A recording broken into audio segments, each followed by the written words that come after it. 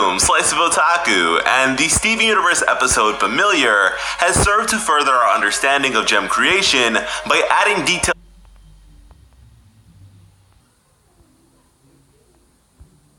to concepts we were already familiar with. And in doing so, the importance and value of the gem matriarchs has been elevated to new heights. The thing is, to be a part of homeworld society, you must serve a purpose. It's to such an extent that some gems even serve as architecture. And with that, when we see the likes of a character like Yellow Diamond doing something, we know that there is some level of objectivity behind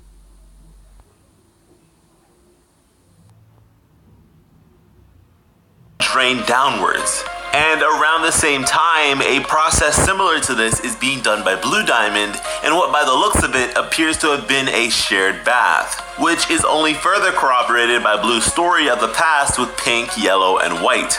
Yellow does mention that her extraction chamber is new, but you have to remember that the concept of new to an eternal being is more than likely different from what a human would consider it to be. But we are able to see that the diamond insignia of her chamber does not include Pink. However, the one Blue is in does. So the usage of the word new here probably just means since you've been gone. Now, I'm sure they keep them as shiny and radiant as possible, but it's been made to have even more reasoning behind it, which is something I really like. We know from the likes of Pink Diamond and Steven that the bodily secretions of a diamond are very special. Whether they be tears or saliva, they possess incredible healing capabilities, even extending to the realm of resurrection, as well as the ability to bestow sentience. And so this is what is being extracted and stored. We have seen this power be used on an individual level, but I'd imagine that pairing this with injector technology is what allows for kindergartening and the furthering of the gem species, which is a variable we hadn't been able to properly source until now, which means the creation of gems is a weird sort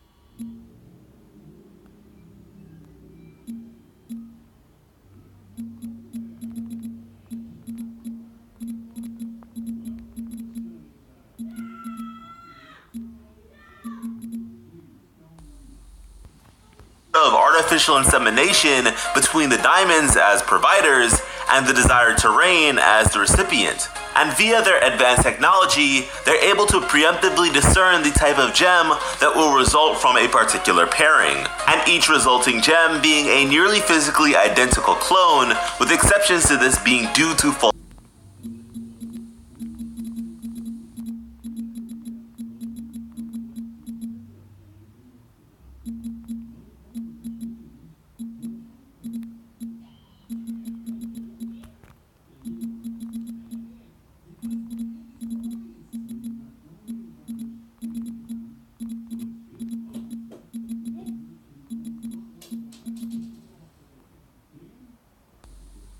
don't practice concepts of paternity, the diamonds are biological parents to the subjects they create. And with that, considering White Diamond is a diamond among diamonds, I'd imagine that she is mother to Pink, Yellow, and Blue.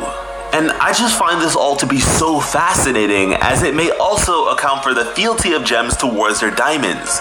The Diamond Authority abides by a specific process for the creation of gems. However, by means of Steven, we have been exposed to certain perversions of this process, namely the Watermelon Stevens and Pumpkin, which each aid in our understanding of all this in different ways. With the Watermelon Stevens, they initially acted like a beehive. Because they had no orders and Steven was incapable of properly controlling them, they were docile. But once Steven was threatened or in what they perceived to be danger, they sprung into action and began to attack. Later, he was able to successfully give them an order, one which they obey to this day. And as time passes, their society gradually becomes more and more advanced, which is something I spoke of at length in one of my earliest videos. With Pumpkin, although Steven intended her creation to be for Lapis and Peridot, she completely disregarded their presences almost entirely in favor for her.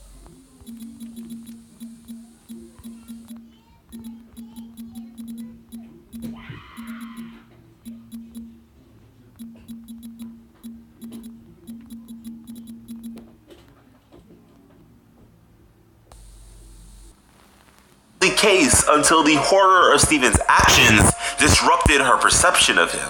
And now bringing this back to Gemkind, although obedience and loyalty to one's respective diamond is innate, it is not infallible.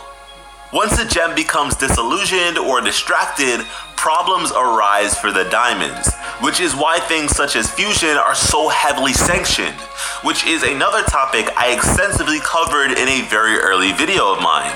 Same gem fusion is deemed acceptable because based on Ruby's explanation, you're the same gem you have always been, just bigger. But in the case of mixed gem fusion, it is such a perplexing and abstract sensation that it almost instantly allows another being to contest with the diamonds over a particular gem's loyalty. And I suppose you could bring up the case of Topaz in contention, but the sentimentality she displayed was only spurred on by what was shown by Steven and Lars in her vicinity. By hearing their words, she was able to process her own feelings in an unfamiliar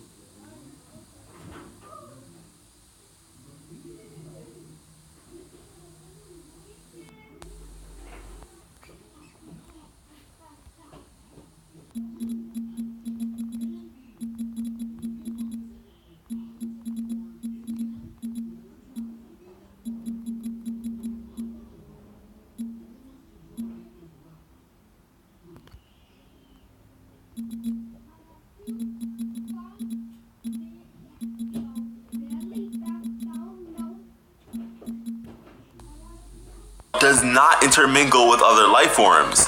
Their approach is total annihilation, and their process of planetary conquest is almost parasitic. And I'm a big fan of all this. I think it's really cool, mostly because I appreciate when things line up properly and make sense. I guess my only grimace would be that this just complicates the whole Steven and Pink Diamond situation a lot more, because if Pink Diamond is mother to her creations, then Steven's a brother to his own children, which just sounds terrible, but now I understand why Uncle Grandpa of all people visited him. Please, let me know what you all may be thinking when it comes to all this stuff, and do you think if the Diamonds were able to genuinely comprehend the concept of mothers, that it would change anything for them? Put it all in the comments. Thank you all so much for watching, and have an awesome guys. So today I'm going to be showing you guys how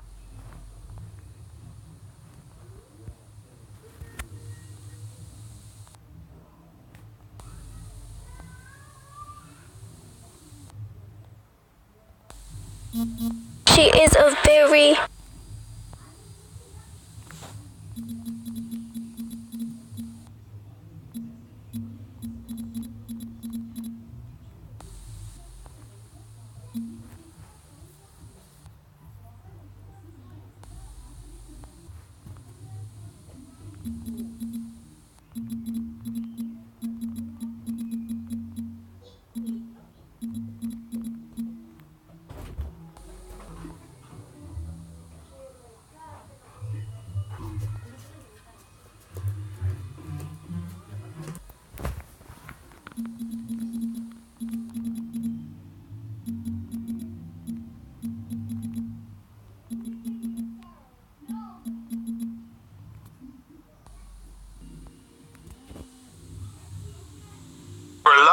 beautiful stomach, and after a while, you'll make it to tear.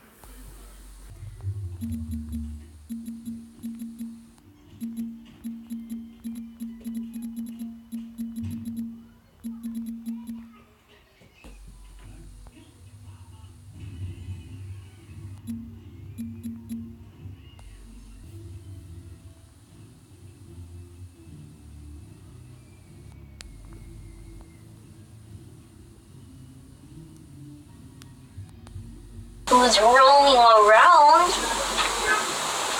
Test subject. Come here. She's deaf. She can't hear. She's blind by one eye.